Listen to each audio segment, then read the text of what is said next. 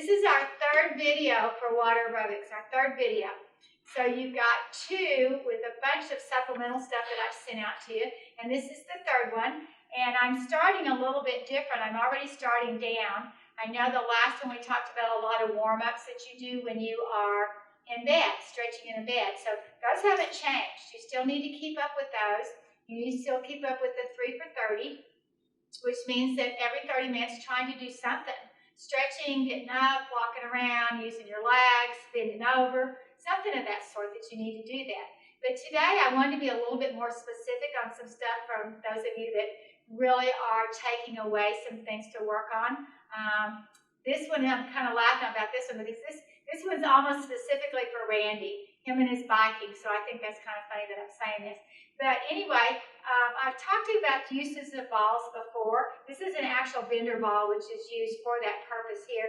I think I used the cube last time when I was talking about stuff like this, but you can use a pillow. I said something that just gives you a little bit of resistance here. I want you to practice on your core. And if you remember, I said your core is from your shoulders to your knees. So this would be all of your girdle along here, which is your abdominals to your lower back. And I'm sure you're going to remember that figure that I told you, that 80% of lower back problems are traced to weak abdominals. So that's why your core is so important all the way around. And your breathing is so important. You want to be thinking of inhaling through your nose, exhaling through your mouth. And when you inhale through your nose, you can just practice this. When you inhale through your nose, you want to inhale and you want to feel that you've got a little bit of depression here in your abdominals. You want to feel like your abdominals are actually going in. Just like when you inhale in the old days, when you'd inhale, suck in your gut. Notice how I did that. When you inhale, suck it in, you lift your shoulders with it, which is not what we want. We want you to inhale and inflate through your thoracic, your east to west breathing here. So inhale through your nose, engage your abdominals. And then as you exhale through your mouth, I want you to suck those engage those abdominals even more. They don't go out because you exhale and you collapse. They inhale, and then as they exhale, they still are there. So it's like your abdominals are in gear regardless of what you're doing. So even if you have to sit in your chair and just go, okay, I'm just going to work on my breathing today. I'm going to inhale and feel my abdominals go in. I'm going to exhale and feel my abdominals go in too. So I want to get in that habit. You can lay down in the bed and do that. You can lay on the couch and do that. Work on your breathing. Okay? Take your time. Typically, breathing occurs, meaning to inhale to prepare for the movement, and then exhale to do the movement. I'm going to show you that in weights in just a minute. But for instance, if I was going to use this ball, I would inhale to get ready to use it, and then as I exhale and apply pressure here, so I'm using inner thighs and abdominals, then that would be when my exhale is. So I inhale again to prepare, then I exhale and squeeze. Now when you use a ball or something like this to work on your abdominals or your lower abs, don't think that I'm just working with my knees, I'm pressing my knees in and out. Think about actually using your inner thighs, drawing them up, using your core, your abdominals. Think about that. And then you can do a twofer on this. I mean, I sit here, I can work on my chest expansion, I can reach back and do this, I can open up my chest, I can do a little bit of a press turn, do a little bit rotational on this. All of these are going to be so good for you to do. Oh, I've got an itch in my nose, these allergies are killing me. Sorry about that. Anyway, so abdominals, inner thighs, and chest expansion. Doing all of this at the same time. Getting everything moving, everything working around. I can lift, lower and lift my heels. So anything that you do that maybe you want to get ready to do some walking or jogging or running. Again, I talked about Randy on the bike. I use all of these when I get ready to play tennis, when I get ready to ride my horse, I do that. That's what I do all the time. I work on inner thighs, I work on abdominals, I work on opening up my chest so that I have some strength and weight up in here to do some other things. You can use this in your everyday life. Now to move this even further along, to work on more of your leg strength to get this going, then think about eventually, if you've got something really close to you, so right now I'm really close to this ballet bar, so I could use this ballet bar. I scoot over here just a little bit. I can use this ballet bar to help me if I need to for my balance, okay? But I'm going to try to do it without, just because I've been working on this. So I've got my heels lifted a little bit. So up on this side of this little chair, this bench, and I'm going to engage my inner thighs, I'm going to engage my core, my abs, and I'm going to try to see if I can just lift myself up. Straighten up. Now involve those glutes to get me all the way up. So then another big inhale and exhale as I come down. Control it as I come down. Squeeze that ball, inner thighs, and now I'm just here. Now if I want to practice my hover, you know, the old joke in exercise was play like you're using an outdoor bathroom that you don't want to use. So then I have to get that hover going. So then I really have to engage my quads, and I have to engage my glutes, I have to engage my inner thighs, I have to engage my abs. So I'm not going to have to tip over to press myself up. I want to see if I can engage, inhale, exhale, lift myself up. That's what I'm looking at. That's why I said when you do this, find you a chair or a bench or something that's really close to you so that you have that to keep yourself comfortable, that you've got a little bit of edge there to give you some support. That's what you want it for. That's it. Not to heave you or hike you up. So this is a good one to do to keep going on that. That's a really nice one to do, something of that sort that you want to do. So inner thigh work, any type of ball or something that you want to work with, that's going to work for that. Also have a wall or something you can stand by. Something that's like I put my hand on the wall, just like this is at the ballet bar. Eli, we've been using this to film for some Pilates classes and stuff. This is going to be really good for your balance. Whether you just stand up against something and just lift up your right leg. See what you can do with it. Can you close your eyes while it's lifted up without falling over? You've got something to touch or hold on to. It could even be the back of a chair. But something where you can start working on your balance. Get your core involved in your balance. Get that really involved with you so you're not having to always lean or you're not offside, which means that sometimes we're not symmetrical. So work on that. And then once you get really comfortable with that, work on that with maybe moving your leg backwards and forwards, out to the side, across behind you, across in front of you. It doesn't have to be big of anything. It can just be just a bare lift. Just something where you feel that weight shift and then engagement of the abs. All of this is going to be beneficial for you. It doesn't have to be high impact. You don't have to be jumping up and down. You think about each movement. Abs are helping me. Yes, hip flexors, but abs are helping me. Abs are supporting.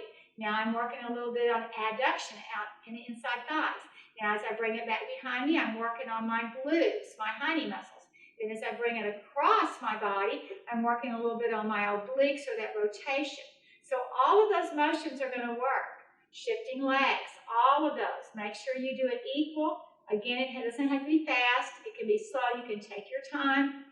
When you're doing it just standing like this, be sure that you have a soft supporting leg. This leg needs to be soft so you can support it. Then when you get ready to stretch out, you can cross those legs. You can see what you can go down to for your stretch. If you don't want to go down that far, then don't go down that far. Just stretch your legs out. You can stretch and turn. You can stretch and turn. You've always got support of something. If you've got the balance, then you can go into what's called a figure 4, which just means you make the number 4 out of your legs. Now, some of you are going to like that. Some of you are not going to like that. Or you could do a figure 4 sitting down. So here I am sitting down in my chair. Lift my leg up and stretch. That's it.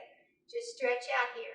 Just stretch out here. Just stretch out here. I can stretch any way that I want on that. I can extend that leg out.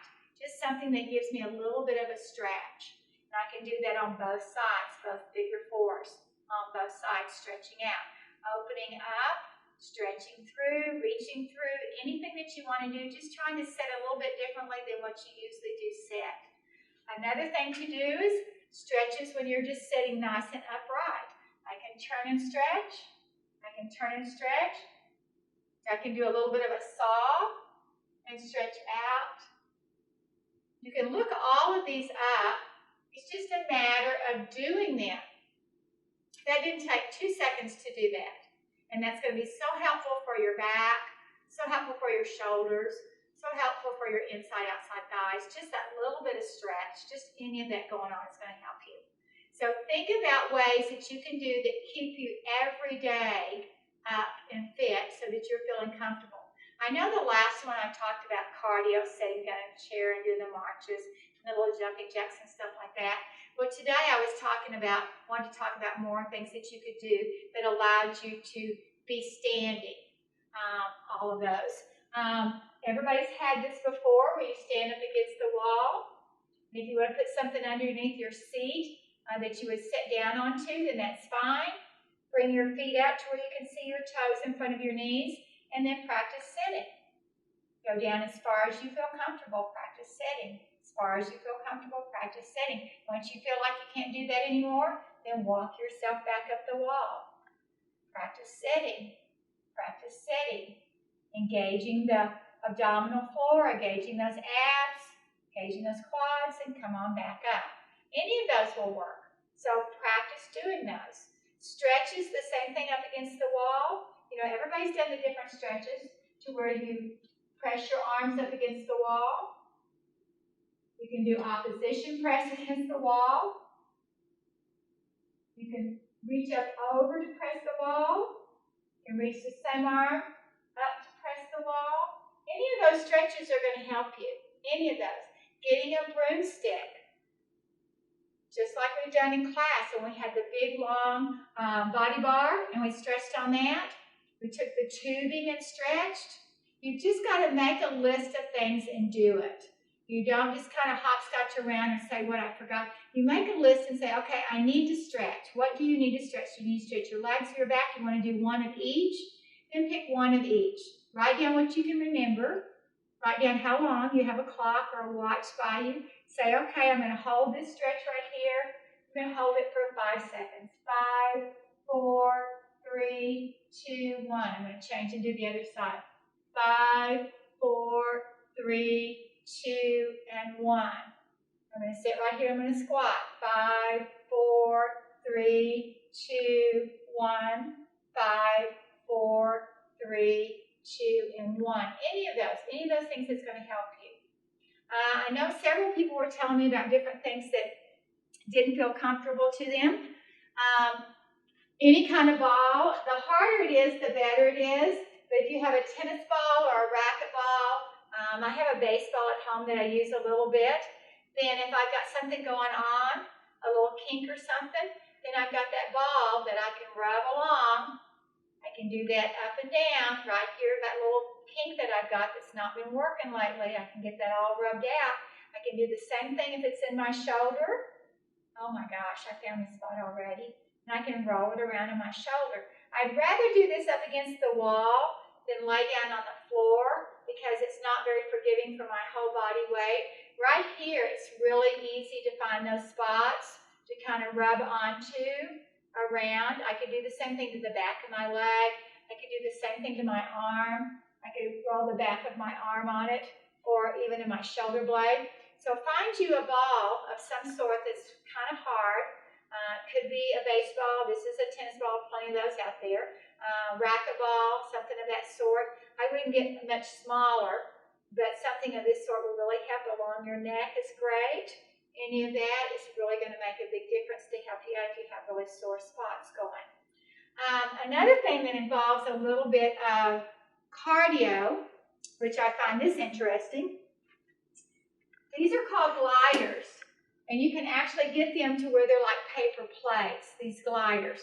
You can use paper plates instead. And I want you to get somewhere that you can hold on to, like your bar or the back of a chair or something like that, something that's pretty steady, that's not going to move anywhere. You can hold both hands or just one.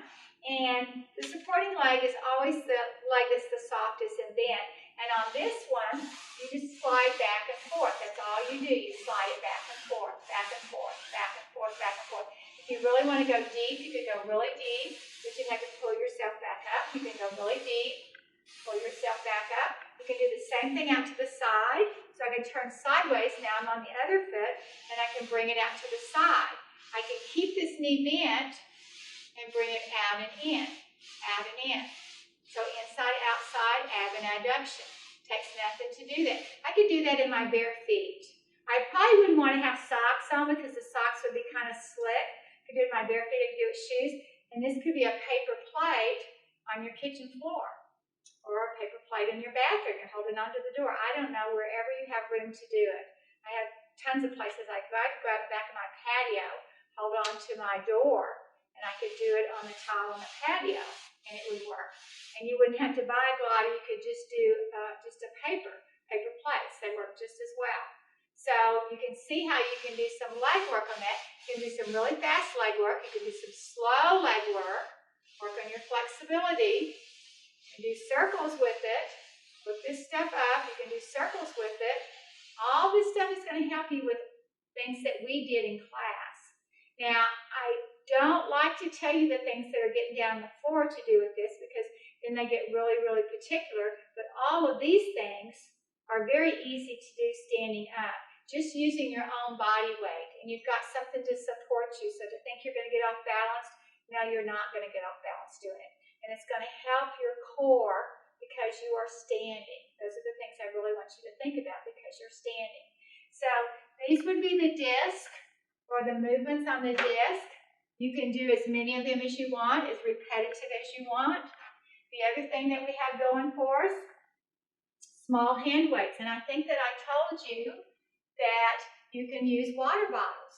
You can use anything that's a little bit weighted. You can fill up, I don't know if anybody does this anymore with tube socks, but you can fill up tube socks with sand. Those are things that we used to do. But I want you to think about every time you do anything with weights to have nice posture. So I would sit up tall and straight as I can up against something so my back is just flush and I'm not hunching over or leaning over. And you want to think about when you do your exercises with the weights that you want to always do complementary muscle groups. So if I'm going to work biceps, which is what this is, biceps, whether I'm working biceps together or biceps separately, then I want to make sure I work the back of my bicep muscle, which is my tricep muscle. I want to make sure that I do something for my tricep. Now, it's easier for me to remember that if I do biceps, if I do triceps right afterwards, I've got it covered and I don't have to think about it. Some people like to do the whole front of their body first and then their back. So you pick out the way that's going to be easiest for you to remember. But biceps, these are a form of biceps. These are a form of biceps. These are sometimes called hammer curls. You want to keep your wrist straight. You don't want to rock your wrist back and forth. And you want to keep in that range of movement. Some people tend to do this with their biceps, roll their wrist. It's a very particular movement. It's up and down by your hips, up and down by your hips. Bicep curls, up and down, up and down. Now I can also do a bicep curl. This is not a good example, but I could also do a bicep curl by lifting, bending, and extending at this angle. Eli used to call this directing traffic at DFW. This is a form of a bicep curl. This is a form of a bicep curl. Right here, I'm still using my bicep muscles, but I've engaged my shoulders and my back because I've elevated or lifting them. Okay? These can be done one at a time. You go back to over quality over quantity.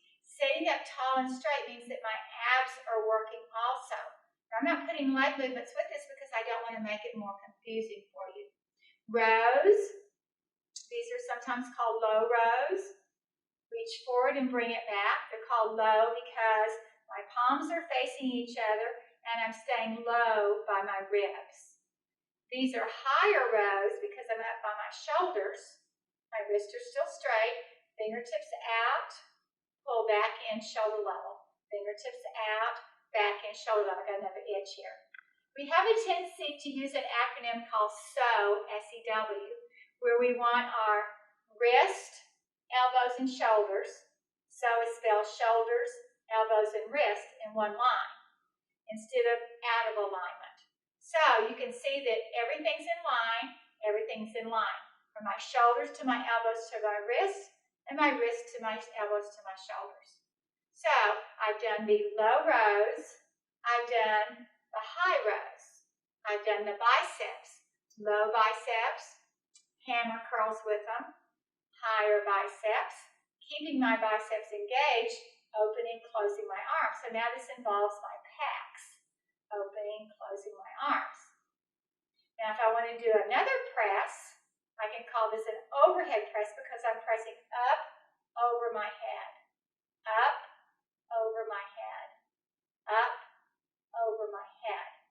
So that's the difference. And again, I could do one arm at a time. I would do less versus more when you first start. This is a W because I'm putting a bicep with a shoulder movement. So a bicep shoulder movement, I'm making what's called a W with my head in the middle. Or I can do single, which is a check mark. So all of those are working upper body, arms, and then lower body support for me sitting here. You put all those together. Okay, now back body, we talked about the triceps. Okay, that's back body. We have a tendency to want to get in a little bit different position when we get ready to do our back body or our triceps. That's why you see a lot of places where the guys have the bench or something they kneel on so that they can do a tricep, which is a long arm tricep, or they do a kick back, so I'm kicking back. I could do all of this, or I can do this stuff that's seated. I can go ahead and sit here and do it, and just kind of lean just a little forward, just tilt a little bit. So my arms come out beside me, come out beside me, and then while they're back there, I can do a little bit of a kickback.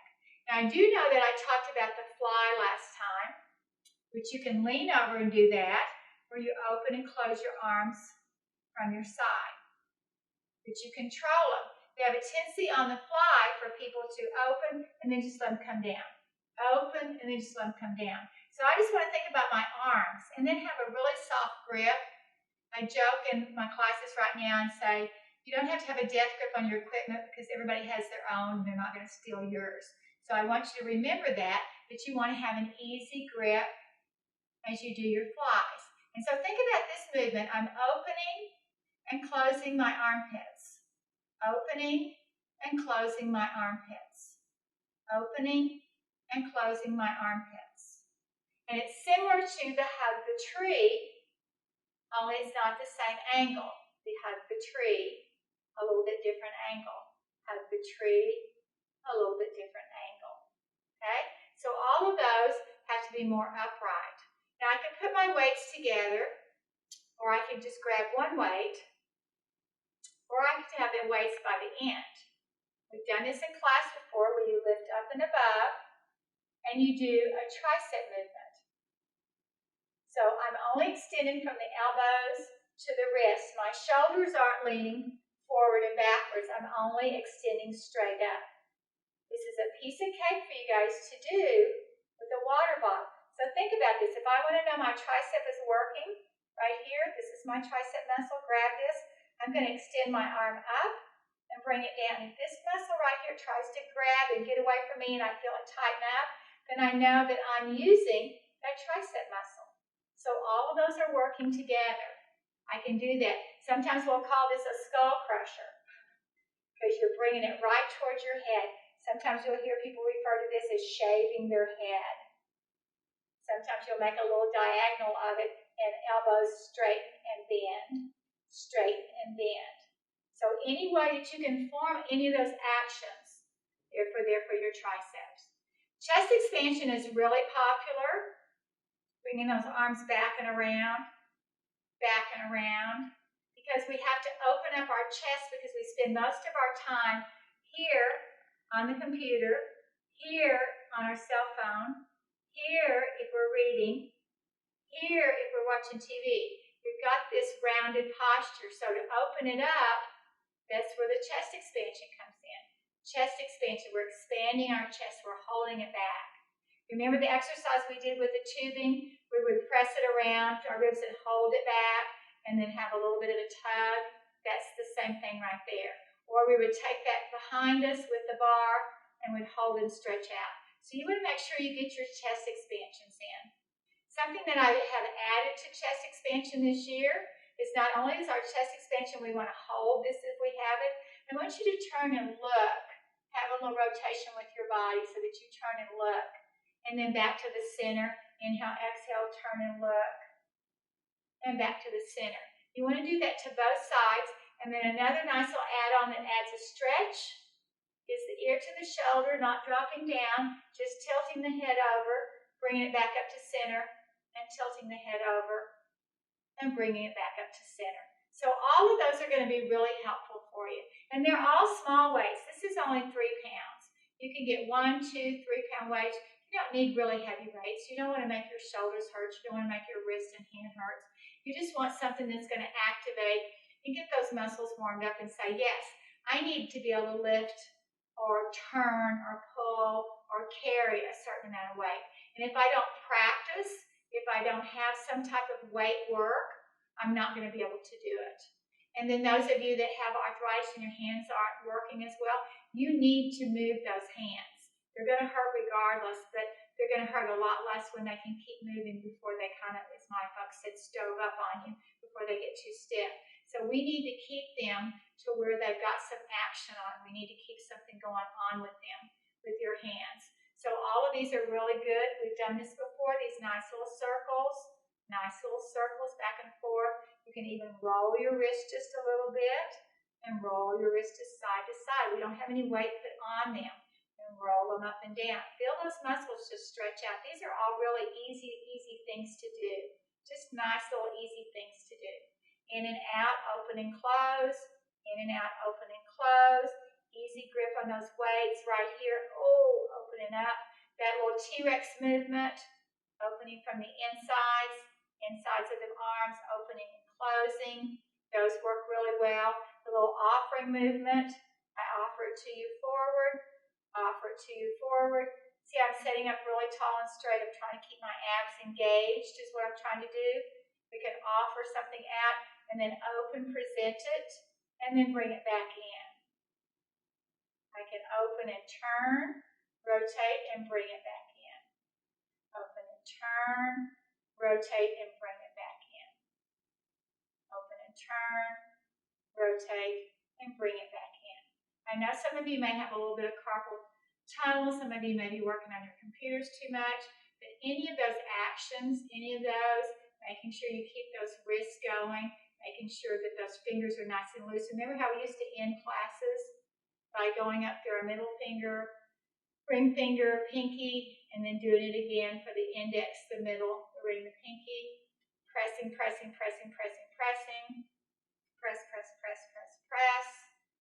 Pull, pull, pull, pull, pull, pull, pull, pull, pull, pull, a little bit of stretch, a little bit of stretch, both hands together. Some of you've got those stretches, pulling it out to the right, pulling it out to the left.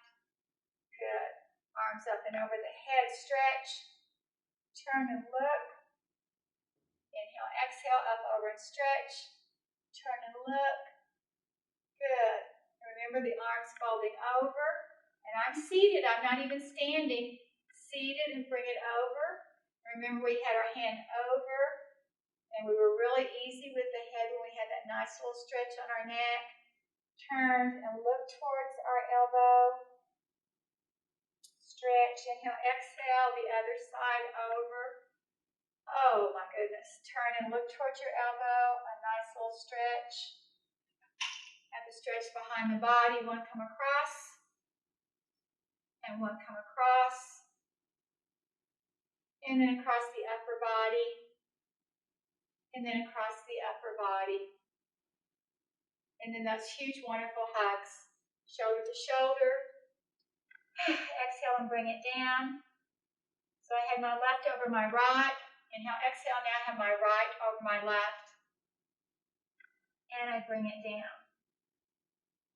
And the whole time you could be rotating down, toe ball, heel, toe ball, heel, toe ball, heel, toe ball. Any of that you need. Out, in, both of them together, both of them out and in, keeping ankle articulation. So you guys be sure, pick and choose, write stuff down, be diligent. Try to keep on this and try to keep as much as you can going. I mean, you can do this stuff every single day. I mean, you can. You have plenty of time to do it. It's going to be so helpful. Get yourself a routine. Get yourself something that you know that you can do that's going to make you feel comfortable. And it's going to keep you out of your, oh, I'm down on this and down on that. It's going to keep you active. Really concerned about making sure everybody stays safe, everybody stays healthy, everybody stays active. And then hopefully someday we will get back in the pool and we will be able to do all of the stuff in the pool and you guys won't have missed anything at all. So as always, thank you very much. We'll have another couple of weeks after Thanksgiving. We'll have another video come out, and hopefully you made it through Thanksgiving and you're ready to go for December. Take care.